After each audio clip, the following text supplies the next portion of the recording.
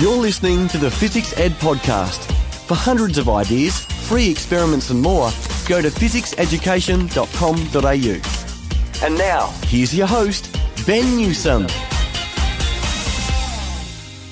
If you're like me, you love your ed tech, and I'll tell you what, you'd have to be just about living under a rock if you didn't know about 3D printing. And that's okay, if you didn't know about it, you're certainly going to learn about it this time. Our next guest, Mandi Dimitriadis, is from Makers Empire, and they've made an entire business out of 3D printing, not selling the printers, but creating the software and teaching people how to actually use the software well, even at a kindergarten age. 3D printing's certainly fun. And guess what? We even talk about 3D printing chocolate, and who wouldn't love a bit of that? This is the Fizzics Ed podcast. Yes, welcome again to another Fizzics Ed podcast. My name is Ben Newsome, and I'm really glad to bring you Mandi Dimitriadis. She is the Director of Learning Improvement at Makers Empire, a startup in 3D printing out of Adelaide. However, they've certainly started up in a big way. These people are doing a heap of work with schools in not only Australia, but also in New York and even into China, not with developing the 3D printers, but actually developing software that kids can genuinely use.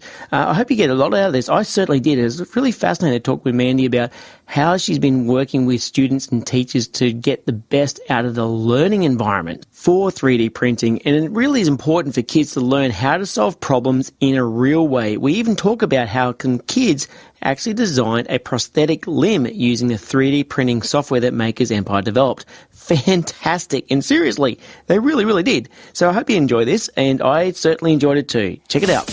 You're listening to the Fizzics Ed podcast. Why don't you book us for a science show or workshop in your school? We love seeing students get excited about science, and you will too. Go to fizzicseducation.com.au and click on schools for more info. Mandi Dimitriadis, thank you very much for coming on the Fizzics Ed podcast. My pleasure. Thank you for having me. No, I'm really excited about this because, look, this area that you work in has exploded in the last couple of years, certainly so. But I must say there'll be some people who don't know who you are and what you do. So let us know what you do. What do you do, Mandi? So I'm currently working as the Education Director for Makers Empire, but I'm really a primary years teacher. I started life as a primary years teacher. I've worked in junior primary and special ed, and also spend a lot of time in museum education. And more recently, I was working for the Department of Education in South Australia on a range of pedagogy and curriculum roles. And it was while I was working in those roles that I met the guys from Makers Empire and got really excited about what they were doing. And 18 months later, I'm still with them and having an awesome time. So you've done lots of cool things. Yes, I have. Education takes you to some wonderful places, wonderful people, kids, families. Well, certainly I would definitely want to deep dive right into what Makers Empire is all about. And those people might be wondering what that's about. Yes. 3D printing and all that type of thing. But you did say a couple of things that I'd like to just find out a bit more about purely because, hey, I've just found it out now. You used to work in museums. Tell me more. Yeah, so I worked mostly at the Maritime Museum in South Australia, where I ran the education programs and worked with all the schools that visited the museum, took them out on historic boats and up the lighthouse and into the museum to learn about mostly the maritime history of South Australia and migration and those kind of things. So that was a pretty cool job. Oh, fantastic. We've actually got an interview coming up with the Australian National Maritime Museum. Oh, one of my favourite places. It is an awesome place. I took my kids there only a couple of weeks ago. It was really hard to pull them out of there, to be honest. Yes. And also got some friends also at the Maritime Museum out of Virginia. Yes, I think I've connected with them too when we were looking at doing some programs via video conferencing. But they do that awesome program with the spices. They absolutely do. It's amazing who you can meet around the planet. And actually, yes. And that's why I want to chat with them because, yes, you can teach a lot of science through the maritime area. It's fantastic. Yes. But I really want to cover what you're currently doing. Yeah, let's get back to the present. And for those people who are listening before, yes, we do go on tangents. It will happen.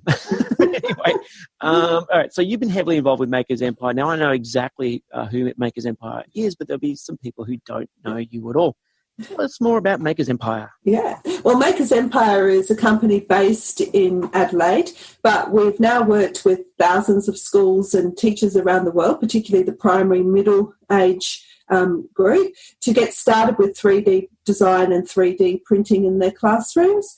And Makers Empire was founded by four friends, really, four guys that met each other at school and university in Adelaide. And then they all went off on tangents, went off to do different things around the world. We've got a game developer who worked in Scotland for a long time. We've got people with business accounting, web design backgrounds. So they all reached a time in their lives where they wanted to start their families, and they wanted to come back to South Australia. And one of the guys, the game developer, Roland, has had at the time a 4-year-old daughter, and he'd noticed that whenever he gave her the iPad to use, all the activities and programs she could do were her responding to something that was already there, so matching shapes and so on, but not a way for her to be creative. So he got to wondering whether he could design something that a 4-year-old could use to be creative. At the same time, these friends had reunited and they'd bought a 3D printer because they're, to tell you the truth, a little bit geeky.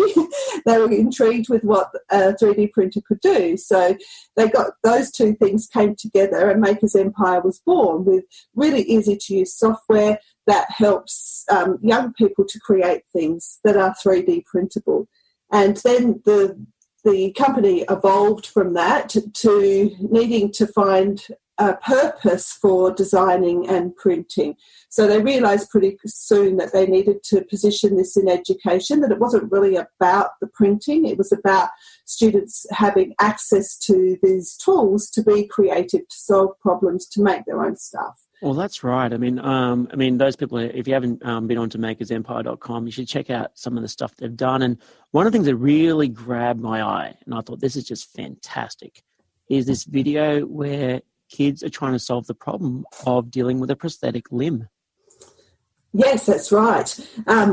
We're constantly inspired by ways that 3D printing are being used around the world to solve real problems really cheaply and easily. And it was actually a group of students that had looked at the work that Enable does around the world, making prosthetic limbs, and they'd also got to know their teacher's child, who was 2 years old at the time and has cerebral palsy. And this little girl every morning has to have her legs strapped with these quite laborious straps all the way up her legs. And the kids had taken this little girl out into the play yard to play, and they noticed that these straps kept coming undone, they kept getting in the way, really annoying. So they got together, so this was year sixes, 6 year sixes got together to think about what they could do. And they actually ended up designing some clips in Makers Empire, printed out a whole bunch of them, trialled them, tested them, and ended up with a plastic clip that holds these straps in place for Casey, the little girl. And to this day, a year later, she's still wearing them and still able to play around without the straps getting in her way. So solving a real problem that mattered was someone they knew and cared about. What I love about this is it had nothing to do with assessment whatsoever. It was just, we got to it totally didn't, but it totally didn't, Ben. But if you get the achievement standards out for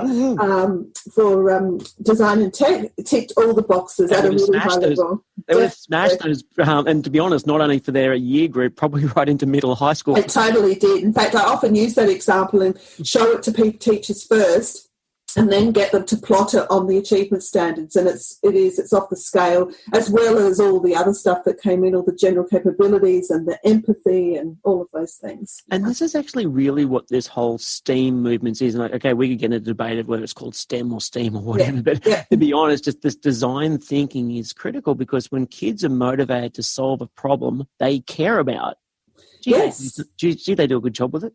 Yeah, they totally do. And to me, those kids develop lots of skills in terms of design and so on, but they also now know that if they work together and bring their skills together, they can actually solve problems that matter to them. So to me, that STEM or STEAM is about the disposition and belief that in yourself that you can actually solve problems. You can be not just a problem solver, but a problem seeker. So if you see another kid like Casey or something completely different, if you follow the processes and work together, you can do something pretty cool. Well, that's the thing about this, with these the schools getting involved with this. I mean, this is not like 1 or 2 schools or 3 schools. I mean, this 3D printing is really a movement. It totally is, yes. I guess 3D printers have been around for quite a long time now, and we're seeing great applications in industry, particularly medicine and engineering design. And we've also seen 3D printers in high schools for a while, but they tend to be in the tech studies workshop and the domain of the senior years teacher and students with high-level CAD. But what's really exciting for us at Makers Empire is that primary schools or elementary schools are starting to sit up and take notice and see that their students can also benefit by bringing this 3D technology into the classroom. So that's really taking off. Well, maybe we can just walk our listeners through what would happen. Like, okay, of course, you could do the year 10, year 11 type course, and of course they're going to do some high-level stuff. But just walk us through, what would it look like for a year 2 student or a year 3 student doing this type of work? Okay. Well, to start with, Makers Empire has really easy-to-use 3D design software, and when we say it's easy to use, it actually is. Yeah, that's right. Well, what that means is the functionality and the look and feel are really designed for the 5 to 12 age groups, are perfect for year 2. But the other thing that happens is all the technical things that happen when you're designing in CAD are still there, but they're happening behind the scenes. So we've kind of taken that high-level need to have technical skills out of there. So everything you create in Makers Empire is 3D printable. So that year 2 student would obviously come on and get to know the software. We've got avatars and all of those kind of things that make it really engaging. But then they can bring what they understand about shapes and moving from a 2D to a 3D space. They, for example, might just create a snowman as their first project by putting different spheres together, adding some eyes and so on. And that's what Makers Empire enables you to do. If you can put shapes together, you've created a 3D object. I'm so sorry. I was kind of laughing because I was thinking as they build a snowman, you need like a Frozen soundtrack or something. And all the parents just go, no, as they walk the car. Like, please don't talk about Frozen ever again.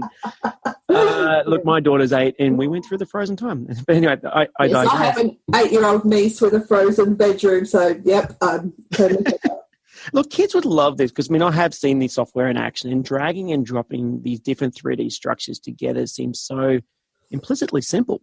Yes, it is. It is simple. Yeah. It's brilliant. And so I kind of wonder that one of the barriers, it's probably the barrier, perceived or real, for doing this type of stuff in schools is, well, actually, you know what? You'd know the barriers. You're the one who deals with this every day. So what are the sort of questions that you tend to get about from teachers or educators in museums or whatever about how do I get this going in my classroom? What are the barriers? Okay, I guess there's a number of barriers. One of them would be to do with the technology, so having a 3D printer in the classroom, so I guess from a safety aspect. So if I talk about that one first. Yeah, go for it.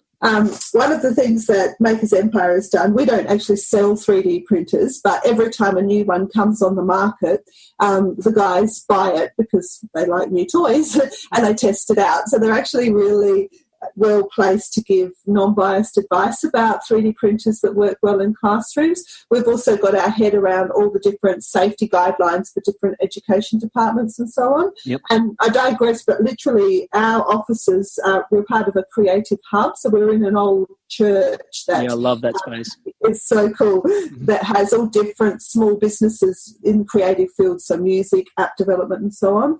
And there's an old, like, almost industrial kitchen, because this church was also used as a nightclub function centre. So out the back there's an old kitchen, and we have all along the benches and workspaces all our 3D printers lined up, so it's quite a hub. But anyway, I digress a bit. That's right. So we've actually found that you can now get 3D printers that are really portable and safe. And by safe, I mean that they are enclosed, so they look a little bit like a microwave or a coffee machine. So all the workings are enclosed, which is kind of a little bit sad because it's cool to see the whole thing working, but it does make it safe. They also have filters, so any particles are sucked up into the air, and use non-toxic plastic, because 3D printers, I'm not sure if people know, they print in all sorts of materials, from precious metals like gold to artificial skin and cement, but the printers that you're likely to be able to afford to use in a school print with different types of plastic. And the plastic that is recommended for a primary school setting is non-toxic. It's made from cornstarch rather than petroleum, and it's biodegradable, so it's a really environmentally friendly and kid-friendly way to print. So you can bring a printer. It's the printers that we're recommending at the moment are about $800 to $900. You can carry them around. They've got a handle. Bring them into any classroom, and they just work. You don't even need to put them near a window or exhaust fan. So that takes the whole worry about it being really dangerous out, and it's something everybody can use. Literally, if you can use a microwave, you can use these.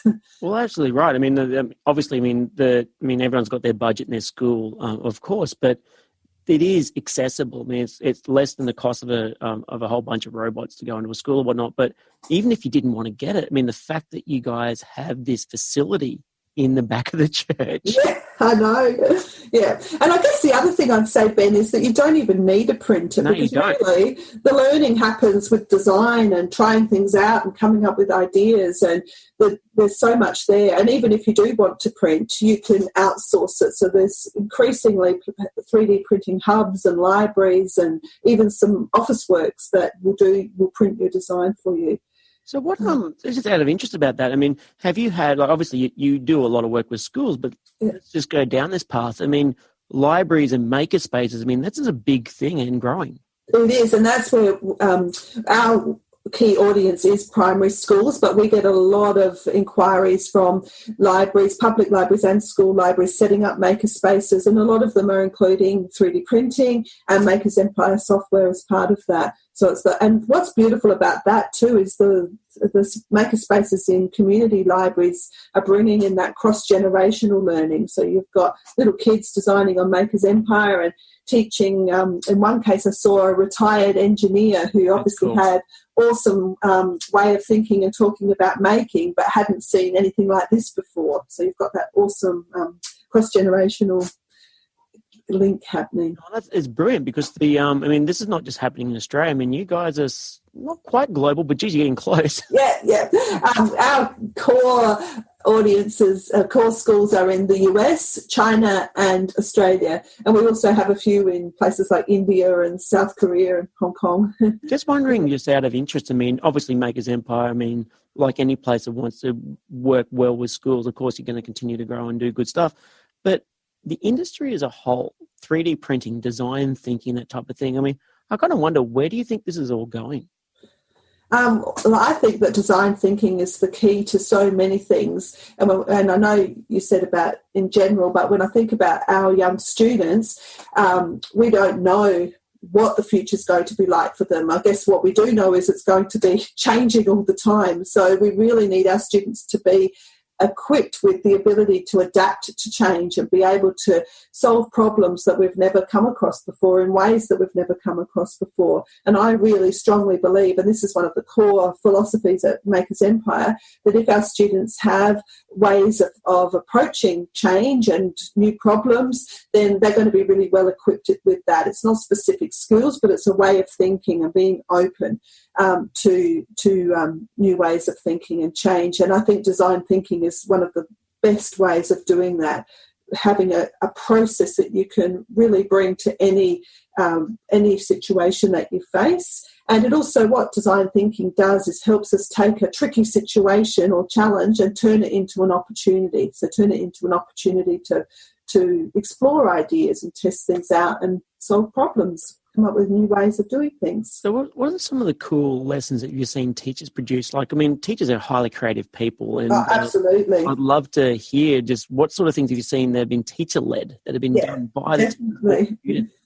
Yeah.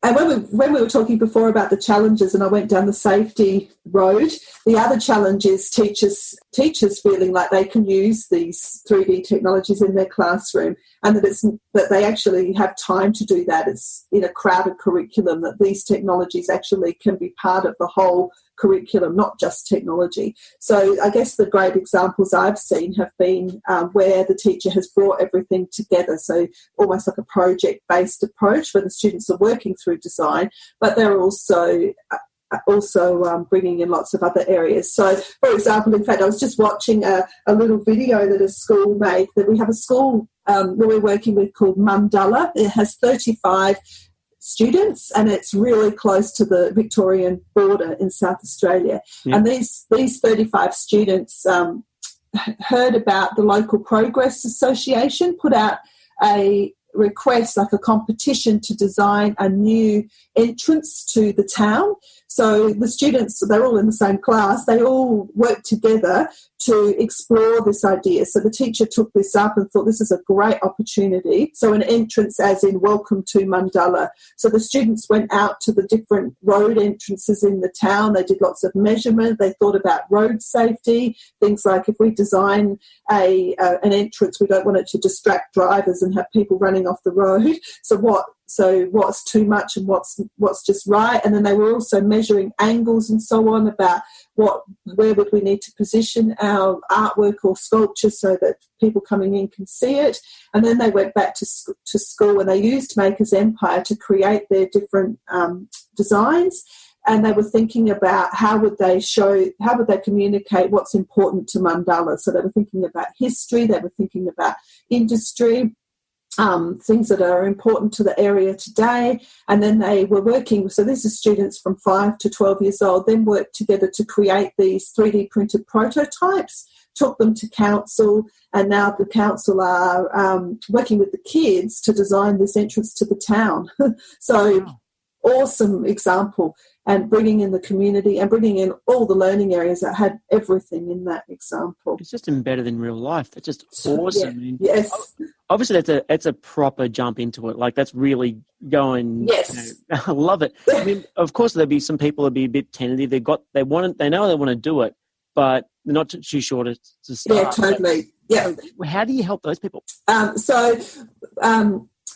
And really, Makers Empire is designed for people just getting started. So when you get into Makers Empire, we have a whole lot of support structures to support kids and teachers to get started. So we have challenges set into the software. So Makers Empire, really easy to use software with a challenge module that guides you through using our different design tools and gradually introducing you to different ideas. So that's a way that we support those teachers. We also have quite an extensive library of lesson plan ideas. I think I'd like to say 100. I think it's 92, but let's say 100. Oh, you can get the last 8. Come on, you can do it. I know, it's on my list, Ben, I promise. So what our lesson plan library is a range of ideas that across the K to 8 level, all aligned to Australian curriculum and US Common Core and so on, but that show how there are ideas really about how you might align 3D printing and 3D design to different areas of the curriculum and bring the design process into that. So there's step-by-step lessons that some teachers might like to follow, or just go to this library to get ideas. And there's a whole range of things there. Things like the example that jumped to my mind is a lesson for Year 1 level, where students design and print their own bubble wands, and it's a step-by-step how you might do that in Makers Empire. And then, of course, they use their bubble wands to make observations about bubbles and bringing in the light and all those kind of science aspects from the Year 1 curriculum. That's awesome. And I also know you've been working on a number of different versions of professional development as well, which is really handy if you're in a classroom just going, look, I just need to get this going properly. Yeah, totally. All of our new schools that come on board get a 2-hour session to make sure that that teachers are feeling confident and happy and know how to use everything. And then we have a range of other professional development that we can offer because really one of the key things to integrating educational technology is teacher confidence. so that's why we've gone down that track. And that's where I come in, really. Like, apart from 92 lesson plans, I work with our new schools and help them to come on board successfully. Yeah. Well, so what do you think the future for Maker's Empire itself is going to be? Like, it's always hard. There's a weird question, because what could that be? Well, I'll tell you what our vision is. Our vision is that is really about accessibility. We would love every child in the world to be able to access Maker's Empire and be a 3D designer and have it as one of the tools. So not just 3D printing is the new thing that we're doing this year, and next year we're on to coding or robotics, but have 3D design and 3D printing as one of the tools that every child has access to. So when they're coming up with an idea or facing a problem, they might pick up their pencil, they might pick up their camera, or they might pick up some 3D design tools and have a go at designing something. That's fantastic. I mean, there's so much we can go ahead with this. I mean, also, if people are just interested about what can be done in 3D printing in the real world in industry, I guess we could always just check out what's on YouTube about. And there's some fantastic things with there is. And all the rest. What have you seen? One of the stories that I've been excited about lately came out of an African country. I can't remember which one, but somebody has developed a 3D printer that will print in mud. So this person is printing houses for people out of mud. So apart from his cost in developing and supplying this 3D printer, he's producing houses for people in need for no cost at all. So that's pretty awesome. And also, sorry, go on. No, go ahead. I'm the interrupter. And then every day, amazing stories coming out of the medical field. Like scientists have developed almost exactly human skin that can be 3D printed for burn victims and things like that. And also, I love the idea of bringing design and medicine and whatever else together, because I think this is part of what we want our kids to know, that if you bring a way of thinking, a design way of thinking, together with that collaborative way of thinking. So if I've got a problem, if I find people and processes to help me, we can solve it together.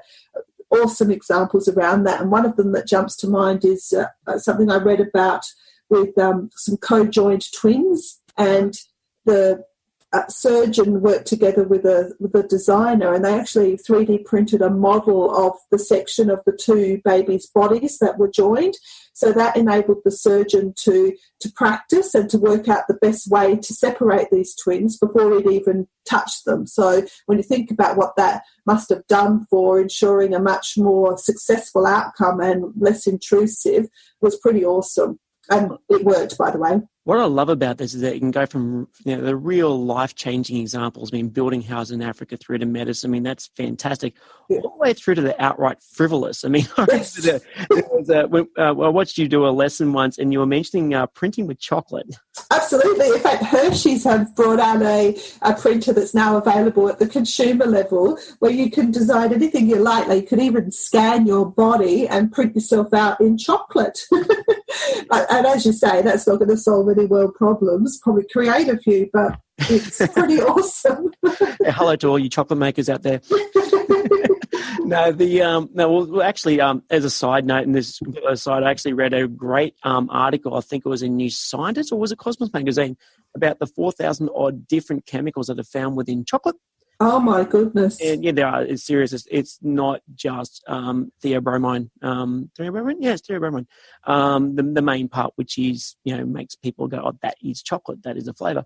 There are a lot of antioxidants involved, and there are some good benefits to chocolate, especially the dark stuff. I mean, I must say, I'm a dark chocolate person, not so much the white chocolate. But hey, we've all got our flavours.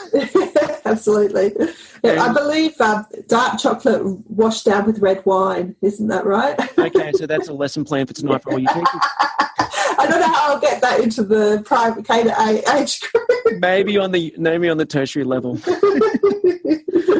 Oh, look, fantastic. Well, thank you very much for coming along. I mean, it's been a really pleasure. It's a pleasure, I mean, to have a chat with you, especially when you're so busy dealing with all these schools, across, Australia, US and China. It's hard to grab your time. But obviously there's going to be some people here who are, obviously stoked to get involved with Maker's Empire. I mean, what would you say would be their first steps?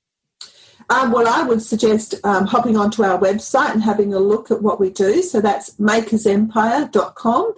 And one of the things you can do there is sign up for a demo. So we run regular demo sessions where we can walk you through everything we've got. So a demonstration of our easy-to-use software and also the resources to support teachers. So the lesson plans and our management tools and PD and all of those things. So definitely hop on to makersempire.com. And you can also download Makers Empire software, so either through the App Store or at makersempire.com. The software works on all platforms, so Mac, PC, Android phones, iPads, etc. So hop on, have a play, look at those challenges I was talking about. Absolutely. So, and what we'll do is we'll hook that all up in the show notes as well, so people can click and go find out more as much as they want to do. That's fabulous. Please do that. Thank you very much. And Mandy, much appreciated. And no doubt you're going to have to go run off to a school. I am actually. Yeah, I knew. So I had to really make sure we're right on time. But look, much appreciated. And look, we might catch you another time. Yeah, I'd love to. I'd love to do that. All the best. Thank you, Ben. Thank you. This is the Fizzics Ed Podcast. We're all about science, ed tech and more. To see 100 fun free experiments you can do with your class, go to fizzicseducation.com.au. That's Fizzics spelled Fizzics, and click 100 free experiments. Thanks so much, Mandy, for coming on the Fizzics Ed podcast. I know you do a lot of work with your team on making sure that the software you've created is usable for kids. I mean, it's too easy to create a package, a software package, and send it out to the world and just go, you know what, that's how it's going to be. You guys work very hard in making sure that your lessons genuinely work at all types of curriculum levels. And, really well done. And I'd love to just go through some of the takeaways that I grabbed from this interview, and perhaps you as a listener might have other ones as well. And hey, throw them in the comments. Please do so.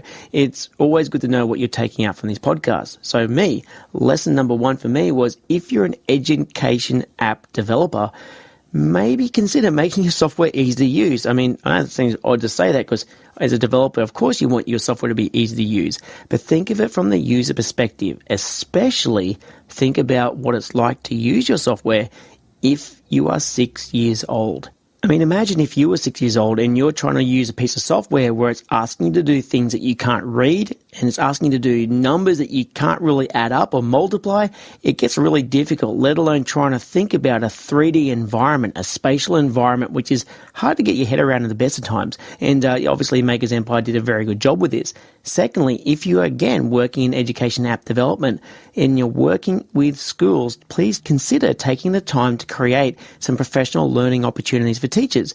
Teachers really, really, really want to be able to work with you and make sure that the lessons that they want to do certainly fit with what your app can do. So professional learning opportunities aren't just about you showing off what your software can do. It's a two-way street. Teachers know a lot about what actually works and what doesn't work in their classrooms, and it's a real opportunity for you as an app developer to listen to teachers' requests and requirements. It certainly can help, and maybe consider creating a suite of background notes for teachers to use, and they'll especially love you if you link it to the curriculum in your country, and also maybe consider working out how it can work with curriculums in other countries too.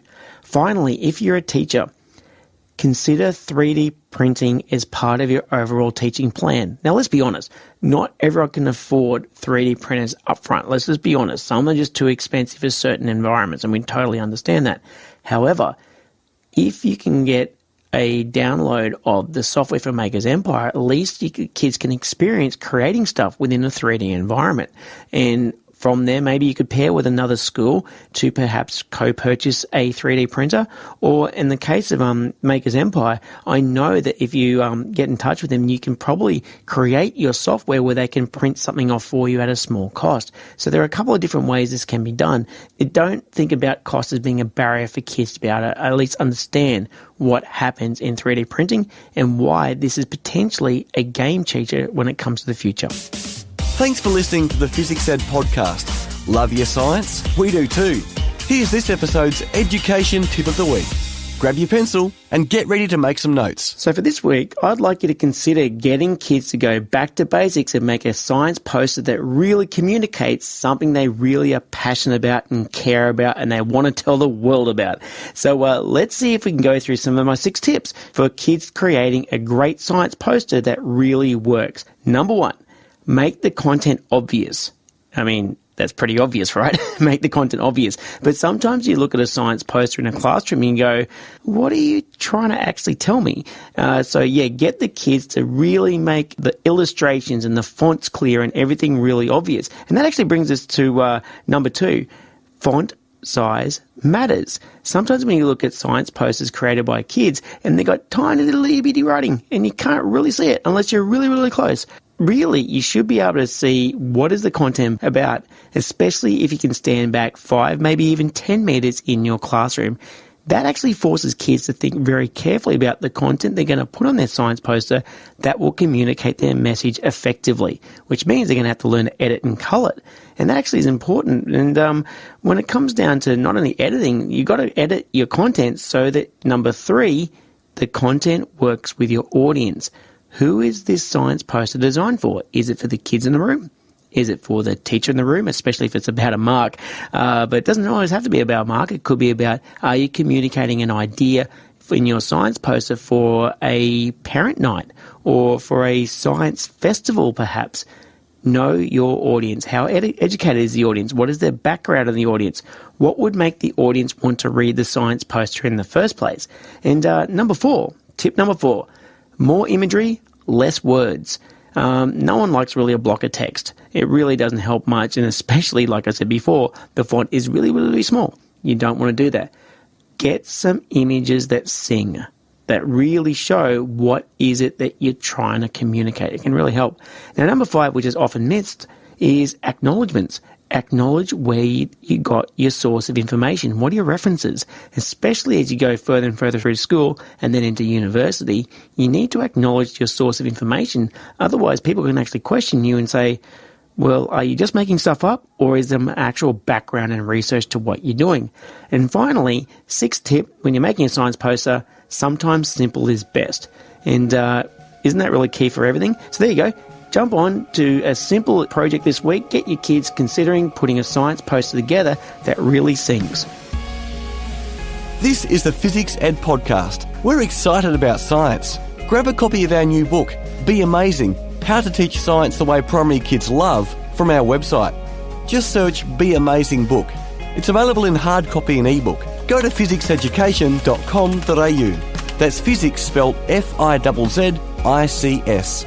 As we discussed with Mandi, getting kids to learn for themselves and find out things for themselves and solve challenges for themselves is so critical, not only in school but for life in general. And in a past episode, Ali Faraj from the GWS Giants certainly was a big fan of becoming a facilitator in the classroom and giving students the time and the space to explore their world and coming up with their own ideas about how the world works. So the beauty about it is, how do you get into a pedagogy where you're letting kids explore? And it's not about the teacher stepping back, but it's about the teacher becoming a facilitator and a coach rather than a dictator. And rather than sitting at the front of the classroom giving them a sheet about electricity and getting them to write it down. But how do you get kids to start to explore?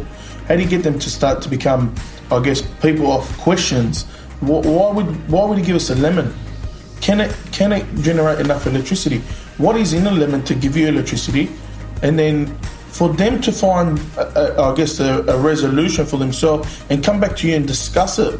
And the beauty about it was one person's answer was different to the other. Yes, and you can definitely check out that episode with Ali Faraj, Imad Al-Kir and Gav Robertson from the GWS Giants as we talk about education and sport in the last week's podcast, and it's definitely worth checking out. Thanks for listening to the Physics Ed Podcast. Sign up now for our fortnightly email newsletter. It's loaded with details on new experiments you can do, STEM teaching articles, new gadgets, exclusive offers and upcoming events.